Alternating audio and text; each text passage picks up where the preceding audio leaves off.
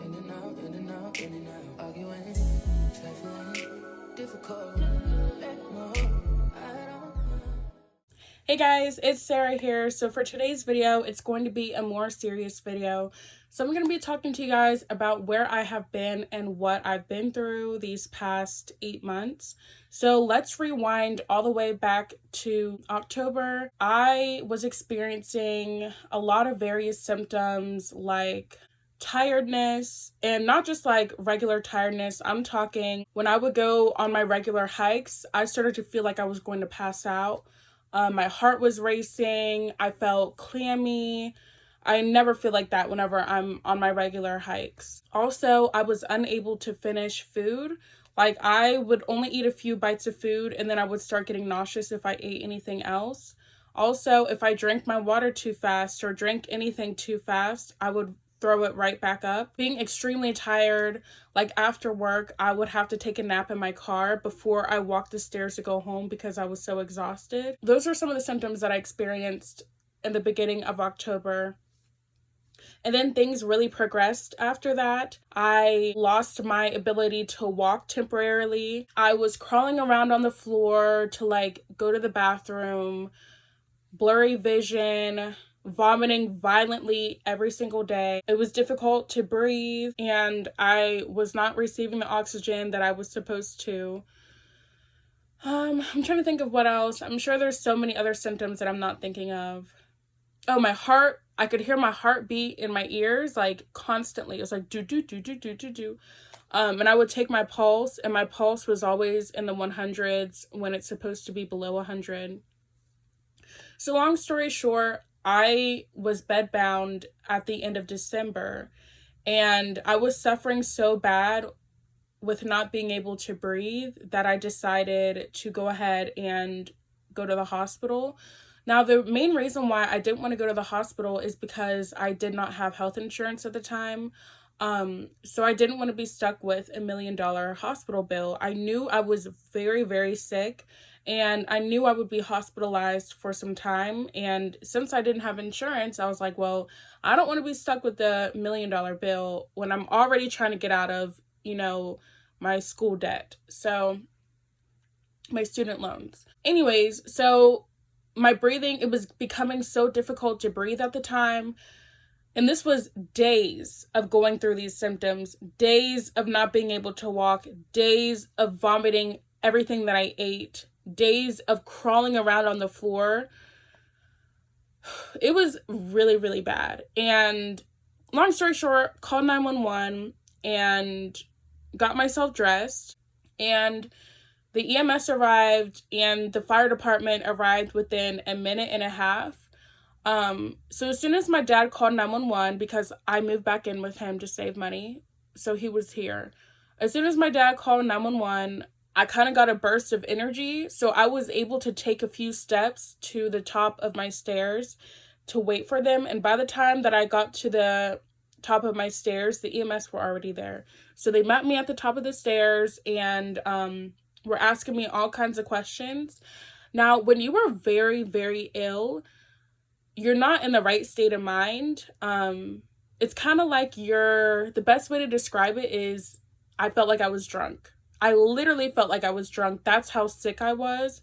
And things were blurry. So again, everything was kind of foggy. So my memory isn't the best for this part of the story. But anyway, so they met me at the top of the stairs. They asked me if they needed to bring the stretcher up to me, if I could walk. I told them I can't right now, but I can try to scoot down the stairs on my butt. So that's what I did. But not even halfway down the stairs, I was huffing and puffing and huffing and puffing. And I just told them, I'm like, I need oxygen. Like, please give me oxygen. So they gave me oxygen on the stairs. I'm still huffing and puffing, huffing and puffing. And then the EMS lady was like, we really need to get you, into the ambulance so we can take you to the hospital. So she kept telling me this, but like I said, whenever you're sick, like you're not, your brain is just not right, So she kept saying the same thing and I'm like, oh yeah, of course. So then I scoot all the way down the stairs. This probably took like 5 minutes, me scooting down the stairs and taking oxygen breaks. And then they helped stand me up. So I have one arm around one paramedic, another arm around a firefighter, and they're literally holding all of my weight while I'm like kind of shuffling my feet forward. And then I had to take a few other breaks before I got to the door. And by this point, I was exhausted. So I told them I cannot go down this next flight of stairs, so I need you guys to bring the stretcher. So they brought this like wheelchair device, and they like kind of wheeled me down the stairs. It's like what the ambulances use. And then they put me into the stretcher, they get me into the ambulance, and then the first thing that they do is they take off my top, and then she takes my blood sugar. So what they were doing is they were trying to stabilize me before they could transport me to the hospital. So she took my blood sugar, and she kind of freaked out at that because she was like, oh my gosh, why is it so high? My blood sugar was like 360, and your blood sugar should never be above 100. So the fact that mine was 360 and I'm not diabetic was just showing like how serious and critical my situation was. So she started doing other tests, but like I said, I was like not really in it, not really with it. So I don't remember all that she did to me. I do remember her thinking that she thought that I had a punctured lung because, like I said, it was difficult to breathe. I was wheezing, I was breathing rapidly, and my oxygen levels at the time were very low. They were in like the 60s to 80s, very, very low. Your oxygen shouldn't be below 90, and mine was in the 60s to 80s. Anyways, so she does various other tests, and then they finally, after about 10 to 15 minutes of working on me, we start the transport to the hospital. I remember her, like I said, thinking that she was like, I think that your lungs collapsed. Do you want me to put a CPAP on you or a BiPAP? And I was like freaked out. After she said that, I think your lungs have collapsed, I was like, oh my God, this is very serious. I'm scared. I definitely like panicked inside whenever she said that because I'm like, oh my God. I told her I didn't want any of that. The oxygen was enough. Oh my gosh, the oxygen, that was the best that I had breathed in the past 2 months, so receiving the oxygen was such a relief. She also put a nebulizer on me, so I had the nasal oxygen, and then she also put a nebulizer on me for like albuterol. She started an IV in my arm. Hey guys, I also wanted to add that whenever I was in the back of the ambulance, so after I had my oxygen and I had the nebulizer on, I felt very relaxed. So I kind of closed my eyes to go to sleep. And the EMS lady, she was like, Sarah, stay with me, stay with me. So I think that just kind of shows how serious the situation was. In my head, I was like, I'm not going anywhere. I'm not dying. I'm just exhausted because, this is a lot on my body when I'm so ill. But I really think that she thought I was dying. So I just wanted to add that in there. And then I arrived to the hospital. And what I remember, one thing while I was in the ambulance. So like I said, they took my top off. I didn't have anything underneath because I didn't care to put on a bra, okay? I felt like I was dying. So while we were driving on the road, I vividly remember seeing the headlights of a car like right behind us. And like I said, I had no shirt on, so they could see everything because the light was on in the ambulance and it was dark outside. So that was funny. But like I said, I was so ill at the time, I did not care. I did say, hey, can you put something over me? So we get to the hospital, and all I remember is arriving to the ER and turning my head, and everything was like blurry. And I remember seeing 2 nurses stations, and all of the nurses were just kind of like staring at me. And then the EMS were like rushing me to whatever room I went to. And then I remember them transferring me from the stretcher to the hospital bed. And then after that, I don't remember anything for a few hours. So I think I passed out or fell asleep. I don't know. But I absolutely do not remember anything. And then the doctor comes in and he's like, your hemoglobin is a 3.6 or a 3.2. And I told him, I'm like, I told you I have anemia. Again, I don't remember what all I told them because I really think I passed out. So I don't know what the hell I was saying. but I was anemic, okay? Now my mom, she has iron deficiency anemia, but my anemia was vitamin B12, which is a very dangerous, deadly anemia. So pretty much when your hemoglobin goes to a 9.0 is when the hospitals will give you a blood transfusion. Mine was as low as a 3.2. So pretty much I needed 4 blood transfusions. I ended up getting 3. So the doctor asked me if I wanted to get a blood transfusion, and I really don't like other people's blood. Like, I don't want somebody else's blood in me, but I was suffering for so long. I was like, just do whatever you gotta do. I really don't care anymore. So they gave me the blood transfusions, and I had to sign for that. So I remember that. So pretty much with vitamin B12 deficiency anemia, it's whenever you're severely deficient in vitamin B12, and that's what led to all my symptoms, like the vomiting, blurry vision, the tingling in my hands and my feet, loss of ability to walk, loss of balance. I'm trying to think of what else.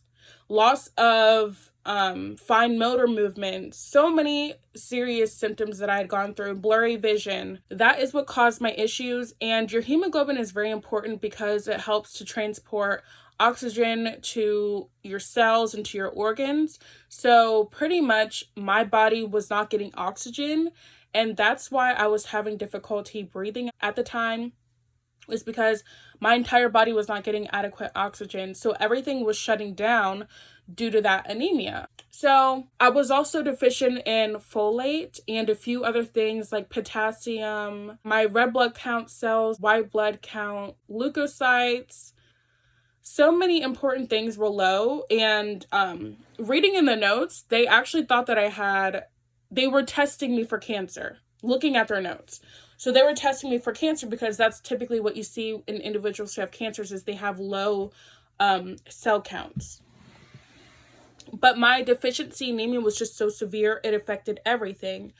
So that explains why my heart was beating like do do do do do, like I could hear it in my ears, was because my heart was trying to pump as much blood as it could to all of the organs and all the extremities. Also, I was in a lot of pain in the hospital.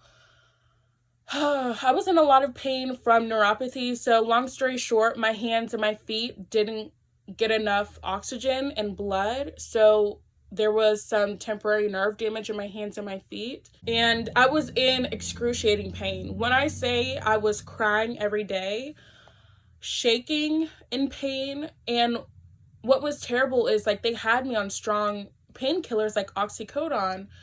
I don't know if it was oxycodone or OxyContin, one of the oxys. They had me on that like at a fixed schedule, but unfortunately, those strong painkillers don't do anything for nerve pain because your nerves are damaged. So there's no, you know what I'm saying? So there was no relief for my pain. I just kind of had to sit there and be in excruciating pain. The best way to describe it is like it felt like my hands and my feet were on fire. That's the best way to describe it. They were burning. It was a very traumatic experience. So I still have some neuropathy in my hands and my feet, but it gets better day by day. It's getting better every single day. And the doctors say that it shouldn't be permanent, but pretty much your nerves take the longest to heal. So I think I went over everything in the hospital. But yeah, so I was hospitalized for 12 days. And while I was hospitalized, they had me use a walker, which I did not want to use, but I had to learn how to walk again. So I used a walker. I got Medicaid, so I'm on Medicaid right now. So I don't have like a huge medical debt. Everything is practically free with Medicaid. I'm trying to think of what else. So they also wanted me to go to a rehab hospital to like relearn how to walk and, you know, help me to become stronger so that I could go home safely because I was a safety risk. Oh, and also with like the whole balance thing, that is also related to vitamin B12 deficiency because that can damage your nerves. So had things would have gotten any worse, like if I would have went any longer without going to the doctor, it could have led to paralysis and even death. So that's how serious my situation was, and I was knocking at that door. Anyways, so I was hospitalized for 12 days, and they wanted me to go to rehab. I did not want to go to rehab. They wanted me to go to rehab for up to 2 months, and I was like, absolutely not. In my head, I was like, I cannot do that. I need to go home. So physical therapy came every single day and worked with me, and I was able to go up and down the stairs with assistance.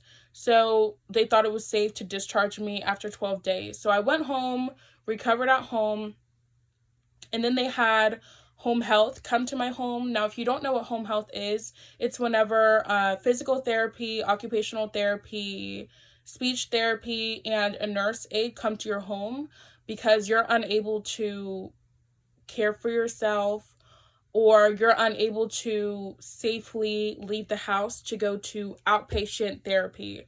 So for my situation, it was best for me to receive home health. So I received home health for 6 weeks, and then I got discharged, and now I'm in outpatient occupational therapy, physical therapy, and yeah.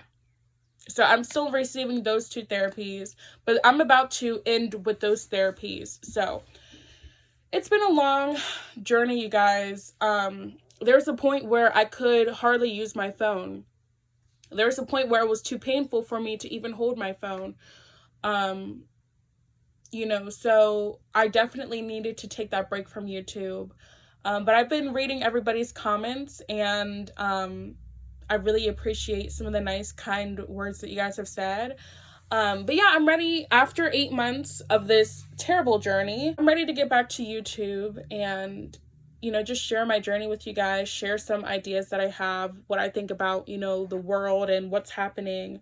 Oh, by the way, I am no longer using a walker. I just wanted to say that. So I've graduated from using a walker, and that's a really big accomplishment for me because at one point, you know, I was bedbound. So the fact that I no longer have to use a walker I'm very proud of that.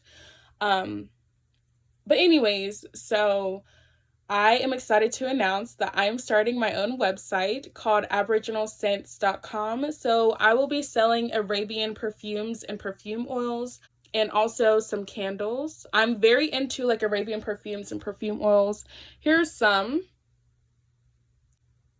So perfume oils are like perfumes, but without the alcohol. They're very concentrated, so they last a really long time. Here's another one.